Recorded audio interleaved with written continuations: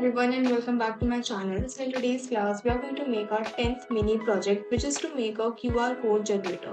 अब QR code generator बनाने के लिए हमको बेसिकली एक लाइब्रेरी की यहाँ पर ज़रूरत पड़ती है जिसका नाम होता है QR कोड। सो ये लाइब्रेरी की हमको ज़रूरत पड़ती है। नाउ लाइब्रेरी को यूज़ करने से पहले we have to install that. तो लाइब्रेरी को इंस्टॉल करने के जो भी हमारे पास स्टेप्स हैं उसको भी हम आज की क्लास में कवर अप करने वाले हैं। सबसे पहले if you are working on Windows then you have to press Windows plus R. तो आपके पास कुछ इस तरीके का एक बॉक्स ओपन होगा जिसमें यहाँ पर cmd कमांड ऑलरेडी रिटन है। अगर cmd कमांड यहाँ पर आपके पास लिखी हुई नहीं आ रही है then you have to write cmd। ठीक है, उसके बाद you have to press okay. तो यहाँ पर आपके जो सिस्टम का टर्मिनल है वो यहाँ पर ओपन होकर आ जाएगा। तो यहाँ पर हमको 2 से 3 चीजें चेक करनी है, उसके बाद यहाँ पर हम लाइब्रेरी को इंस्टॉल करेंगे।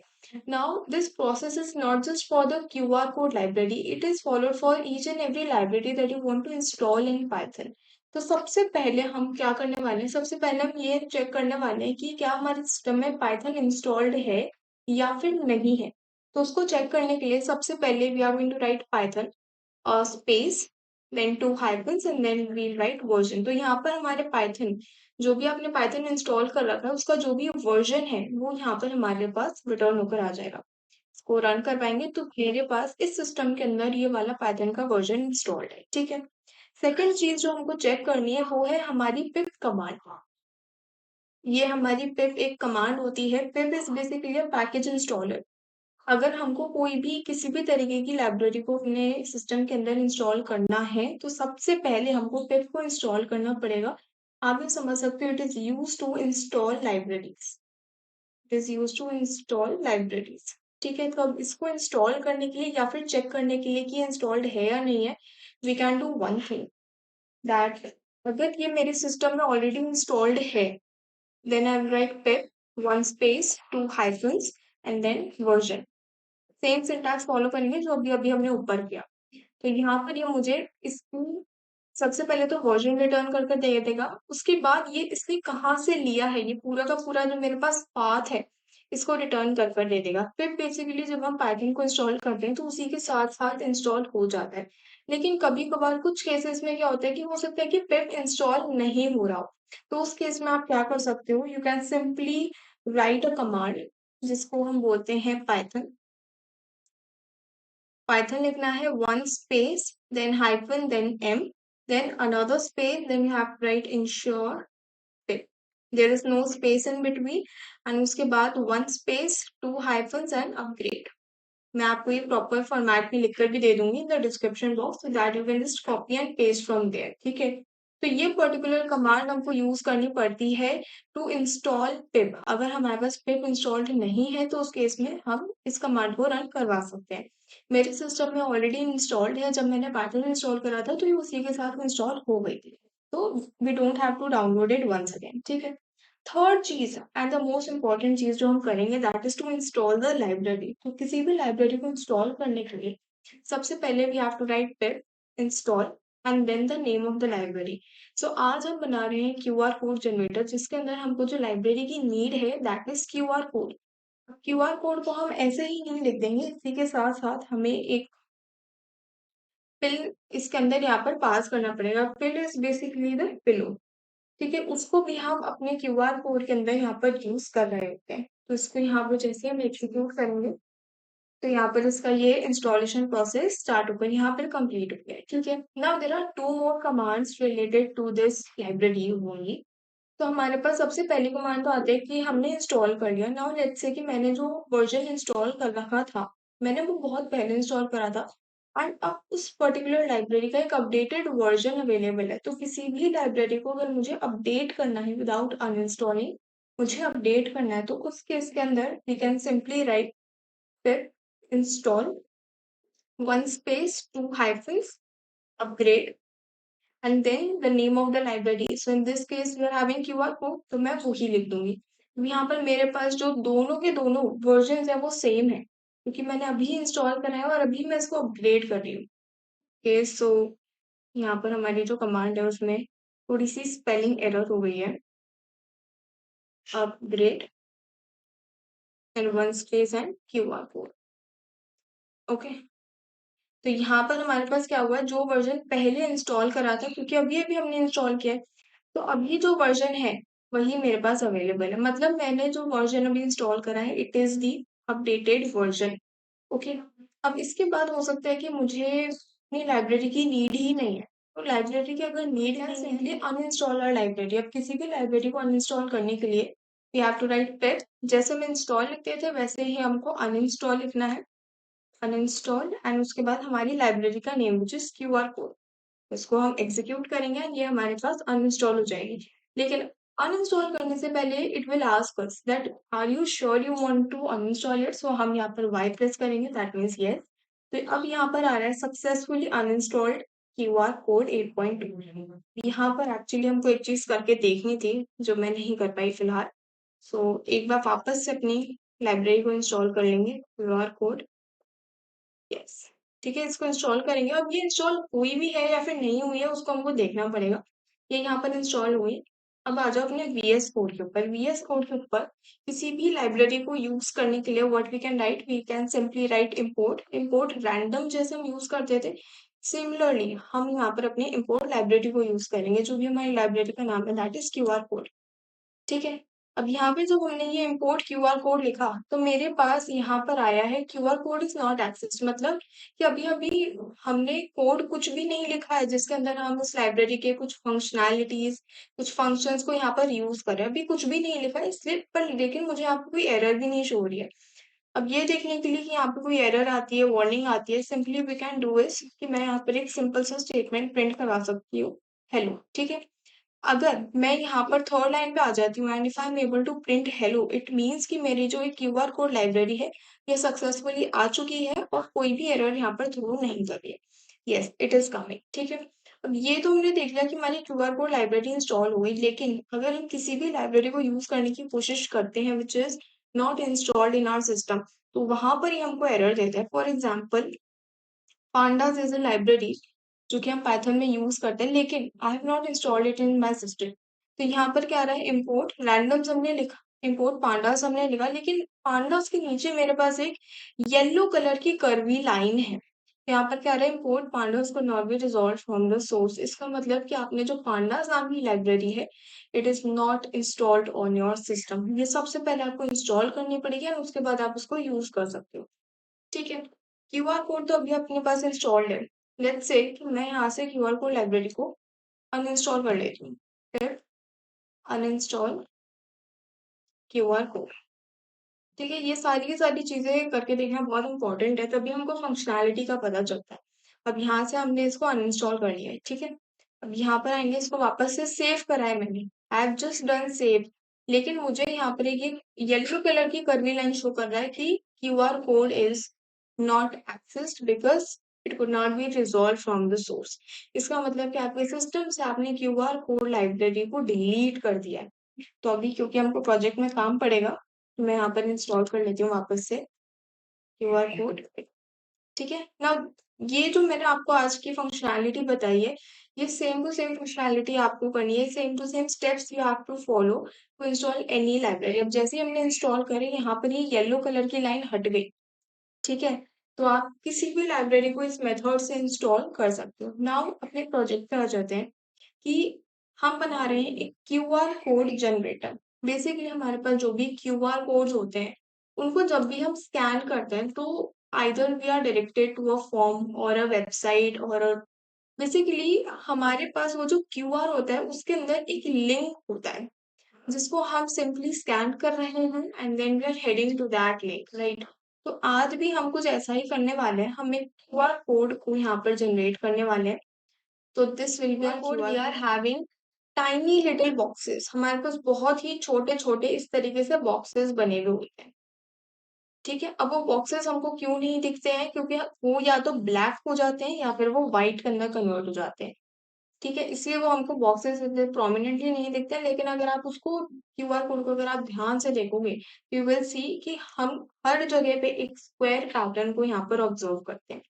ठीक है। तो इसको सबसे पहले लिखना स्टार्ट कर देते हैं अपने, यहाँ पर अपने इंपोर्ट कर लिया अपनी लाइब्रेरीज को। तो अब सबसे पहले मैं यहाँ पर लिखने वाली हूँ डेटा। अब यहाँ पर वो डेटा कौन-सा है? डेटा ये यहाँ पर वो डेटा है कि जैसे ही मैं अपने क्यूआर कोड को स्कैन करूँ, where I want to head forward.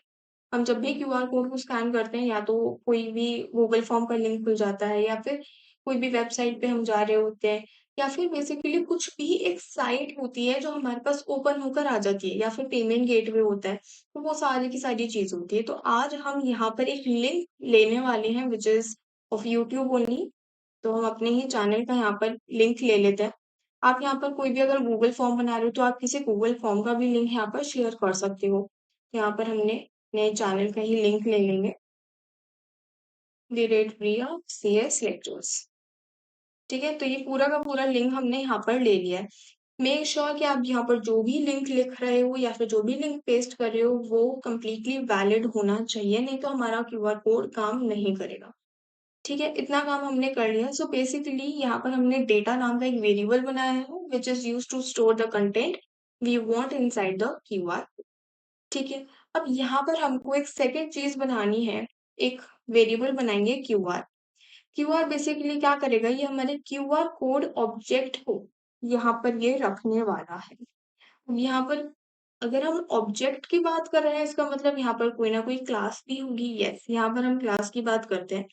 हमारे पास क्यूआर कोड के अंदर एक क्यूआर कोड नाम की कंस्ट्रक्टर होती है, तो वहां से हम इसको यूज कर रहे होते हैं।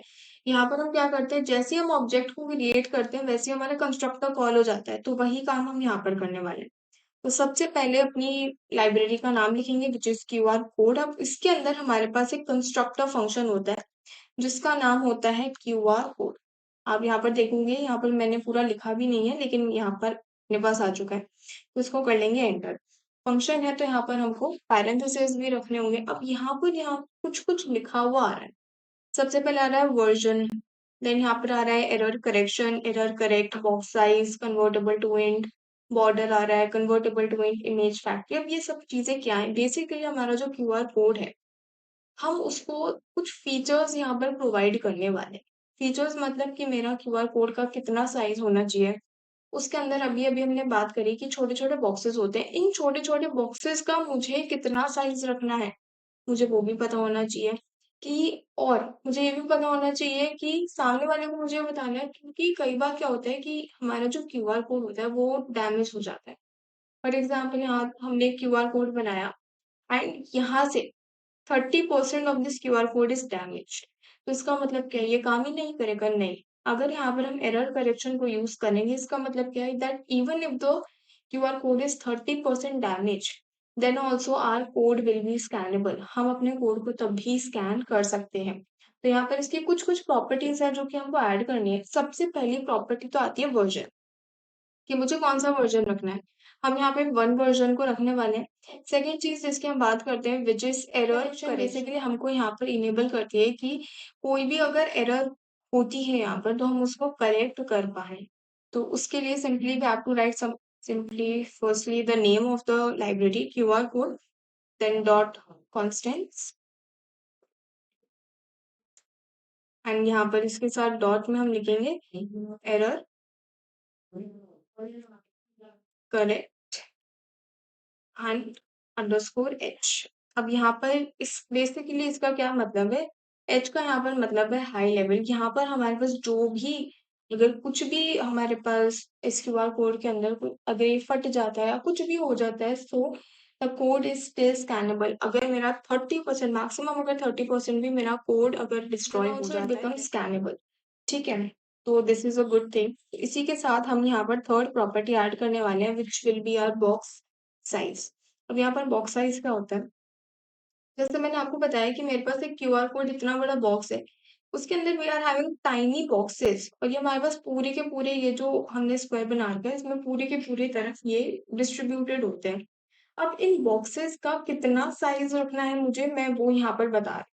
तो मुझे कितना साइज रखना है, मुझे लेट से 10 रखना है, मतलब 10 × 10 पिक्सल्स यहाँ पर हमारे पास यहाँ पर साइज रहेगा। ठीक है, लास्टली हम यहाँ पर बताने वाले हैं बॉर्डर। ध्यान से कभी क्यूआर कोड को देखा हो तो वहां पे बेसिकली हमारे पास दो तरीके के बॉर्डर्स होते हैं, एक होता है आउटर बॉर्डर और एक होता है इनर बॉर्डर। अब अगर आप यहाँ पर देखोगे तो आउटर के अंदर हमारे पास ये पूरा का पूरा व्हाइट होता है एंड यहाँ पर ये जो हमारे पास इनर बॉक्स है इसके अंदर हमारे पास छोटे छोटे बॉक्सेस होते हैं जिसमें हमारे पास या तो ब्लैक फिल हो रखा होता है या फिर व्हाइट फिल हो रखा होता है, डिपेंडिंग अपॉन द डेटा हम उसके अंदर डालते हैं। ठीक है, तो इस तरीके से प्रॉपर विजुअलाइजेशन है जो कि हम यहाँ पर क्रिएट करते हैं। तो मैं यहाँ पर एक बॉर्डर देना चाहती हूँ ऑफ 4। 4 का बेसिकली यहाँ पर क्या मतलब है कि मुझे 4 बॉक्सेस जितनी स्पेस हर एक बॉर्डर पे देनी है, राइट लेफ्ट टॉप बॉटम में मुझे 4 बॉक्सेस जितनी स्पेस यहाँ पर छोड़नी है, so that it becomes uniform. आप यहाँ पर इसको चेंज भी कर सकते हो, इसको 2 कर सकते हो, इसको 1 कर सकते हो, whatever you want to do. ठीक है, नाउ यहाँ पर हमने इसकी फंक्शनैलिटीज ऐड कर दी। इसके बाद बेसिकली मुझे क्या करना है, मैंने यहाँ पर सबसे पहले तो डेटा बना लिया। डेटा नाम के वेरिएबल में हमने क्या करा, मुझे जो भी डेटा अपने क्यूआर कोड में लिखना है, जो भी क्यूआर कोड को स्कैन करके काम होना चाहिए, मैंने वो काम बेसिकली यहाँ पर लिखा। क्यूआर कोड में क्या होना चाहिए, उसकी फीचर्स क्या है, वो यहाँ पर मैंने मेंशन कर लिया। सेकेंडली मुझे क्या करना पड़ेगा, इन दोनों को कनेक्ट भी तो करना पड़ेगा।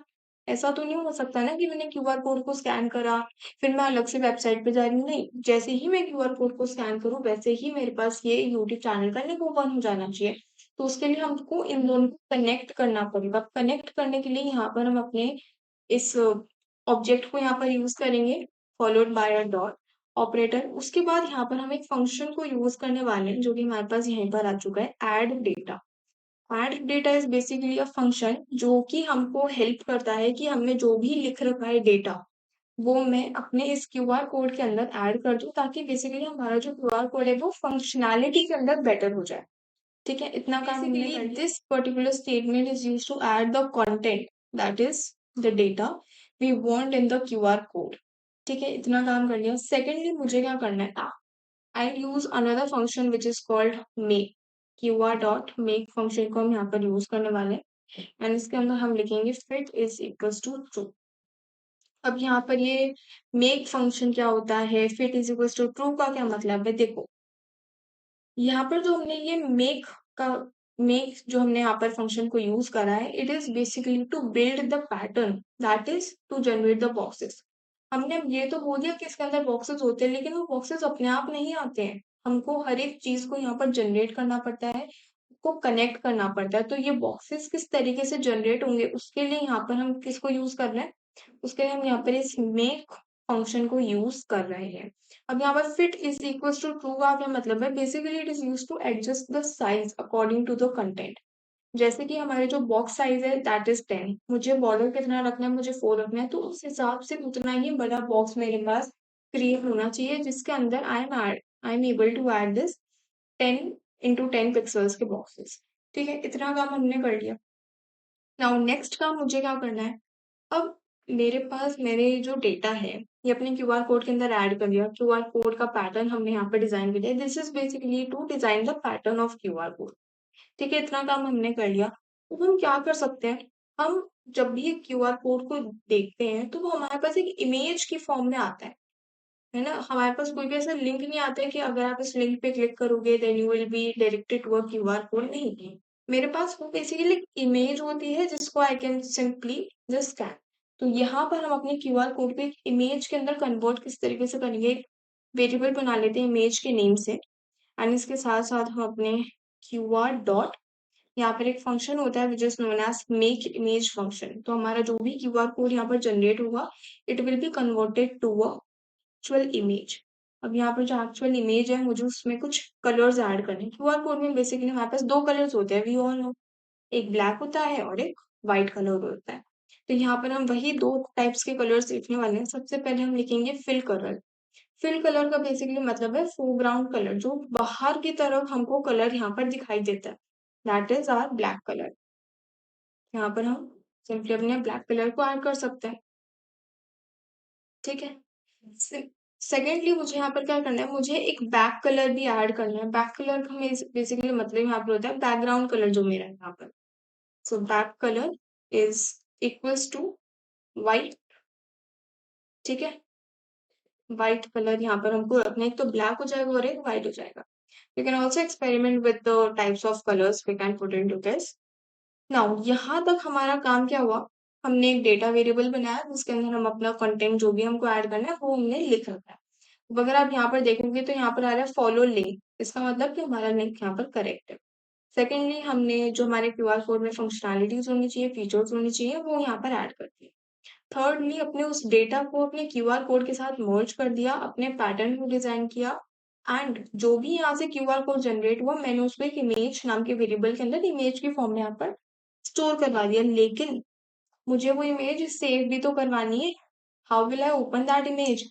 उसके लिए इमेज डॉट सेव ये एक बेसिकली फंक्शन होता है जो कि हम जिस फोल्डर में काम कर रहे हैं, जिस फोल्डर में हमने ये पाइथन की फाइल क्रिएट कर रखी है, क्यूआर कोड जनरेटर नाम की फाइल जहाँ पर हमने क्रिएट कर रखी है, वहीं पर हमारी ये एक क्यूआर कोड के नाम से एक पीएनजी फाइल यहाँ पर ही स्टोर करवा दे। नाउ यहाँ पर हमको लिखना है अपनी फाइल का नाम, जो भी मैं रखना चाहती हूँ, जो भी हमारे पास ये इमेज जनरेट होगी ना क्यूआर कोड की, उस इमेज को मुझे किस नाम से स्टोर करवाना है वो नाम मैं यहाँ पे लिख रही हूँ, which is demo QR code dot PNG. ठीक है, पीएनजी फॉर्मेट में हम अपनी फाइल को यहाँ पर अपनी इमेज को बेसिकली यहाँ पर अपन स्टोर करवा रहे हैं। अब यहाँ पर हमारा जो कोड है वो यहाँ पर एंड तो हो गया, लेकिन हमको यूजर को ये भी तो बताना है that yes your image is generated. तो यहाँ पर we can simply print, user can come to know कि हाँ मेरा जो ये पूरा का पूरा कोड है ये सक्सेसफुली एग्जीक्यूट हो चुका है। So we can simply print QR code generated and saved as. यहाँ पर हम अपनी फाइल का नाम भी लिख सकते हैं कि जिस नाम से आपने अपनी फाइल को सेव करा है, push.png। ठीक है, इतना काम यहाँ पर इसको सेव कर लेंगे। Now let's open the file explorer. यहाँ पर बेसिकली हमने 3 फाइल्स बना रखे हैं, एक ऑडी1 है, एक क्यूआर कोड है एंड तीनों की तीनों हमारे पास बेसिकली पाइथन की files. Save this and run it. Yes, तो अब यहाँ पर क्या हुआ, हमारे पास जो पहले यहाँ पर 3 पाइथन की फाइल्स थी, अब मेरे पास एक न्यू फाइल क्रिएट हो गई है विच इज अ इमेज। हमारे पास ये यहाँ पर demo QR code dot PNG नाम का एक स्कैनर है जो कि हमने यहाँ पर क्रिएट किया है। ऑल्सो हमारे टर्मिनल में यहाँ पर एक स्टेटमेंट प्रिंट हुआ है जो कि हमने यहाँ पर प्रिंट करवाया था, which is and saved as demo QR code dot PNG. ठीक है, तो यहाँ पर अगर हम देखेंगे तो इस तरीके का हमारा जो ये पूरा का पूरा कोड है ये जनरेट हुआ है। नाउ अगर हम यहाँ पर देखें, ये जो हमने लिख रखा है box size is equal to 10, यहाँ पर 10 का क्या मतलब है, हमने देखा था इट मीन्स 10 × 10 पिक्सल्स। अब अगर हम अपने क्यूआर कोड पे देखेंगे तो यहाँ पर हमारे पास बहुत ही छोटे छोटे, यहाँ पर अगर मैं इसको हवर करूँ यहाँ पर तो this is one box, this is the second box. अब यहाँ पर ये पूरा का पूरा डिफरेंस किस तरीके से आता है, through the filling of colours. कहाँ पर मुझे ब्लैक फिल करना है, कहाँ पर मुझे व्हाइट फिल करना है, तो वहां पर जो कलर फिलिंग होती है वो मेरे पास ये जो टाइनी बॉक्सेस है उन्हीं के अंदर कलर फिल होता है। अब अगर हम यहाँ पर देखें तो लेट्स से यहाँ पर 1 2 3 4 5 6 7 अप्रोक्सीमेटली यहाँ पर 7 बॉक्सेस है। तो अगर मैं वो 7 बॉक्सेस के अंदर यहाँ पर ब्लैक फिल कर दूंगी तो वो मेरे को एक थिक लाइन सी दिखेगी। और अगर मैं चारों डायमेंशंस के अंदर वही सेम चीज कर लूंगी तो it will become a square of black colour. तो वही सेम चीज हम अपनी क्यूआर कोड के अंदर रिपीट कर रहे हैं। यहाँ पर अगर हम देखेंगे बॉर्डर इज इक्वल्स टू 4, इसका मतलब क्या है कि मेरे पास जो बॉर्डर पे है, मतलब यहाँ जो मेरे पास कॉर्नर पे जो 4 बॉक्सेस हैं they should resemble the border. कि मेरे पास यहाँ से भी 4 बॉक्सेस का स्पेस है, यहाँ से भी 4 बॉक्सेस का स्पेस है, वो स्पेस प्रॉपरली विजिबल नहीं है बिकॉज हमने उसको एक कलर दे दिया है विच इज व्हाइट कलर। ठीक है, तो इस तरीके से हमारा ये स्कैनर काम करता है। You can also scan this code to see whether it is working properly or not. So yeah, that's all for today. Subscribe the channel if you are new to the channel and don't forget to hit the bell icon. यहाँ पर जो हमारे पास पिप को install करने के लिए command होती है वो मैं आपको डिस्क्रिप्शन बॉक्स में दे दूंगी, so that you can just directly copy and paste in your terminal. So I'll meet you in the next video. Thank you so much.